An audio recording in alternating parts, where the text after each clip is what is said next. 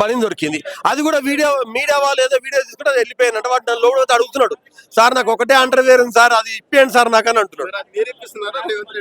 ఇక మళ్ళీ అది ఏం చేయాలో ఆలోచన చేయాలి. అది నేను చెప్పేది ఏమంటే, ఒక భయభ్రాంతులు చేసి లీడర్ల మీద మేము ఇది చేస్తే కింది స్థాయి కార్యకర్తలను ఆత్మస్థైర్యాన్ని తగ్గించాలనేది వాళ్ళ ప్రయత్నం. ఇంకోటి వాళ్ళందరి కాన్సన్ట్రేషన్ ఇక్కడ ఉందండి. ఇప్పుడు మీరు పోయి అక్కడ రామత్ నగర్ లో చూడండి, మొత్తం కాంగ్రెస్ వాళ్ళు విచ్చలు విడిగా తిరుగుకుంటా పైసలు వంచుతున్నారు. మనం అందరం ఈడున్నాం, టీవీలు, మీడియా, పోలీసులు, ఎలక్షన్ కమిషన్, లీడర్లు అందరినీ పెట్టింది. అది వాళ్ళు చేసే ప్లాన్ ఏమీ కాదు. ప్రజలు ఆల్రెడీ డిసైడ్ చేసుకున్నారు. ఇది అప్రజాస్వామికం.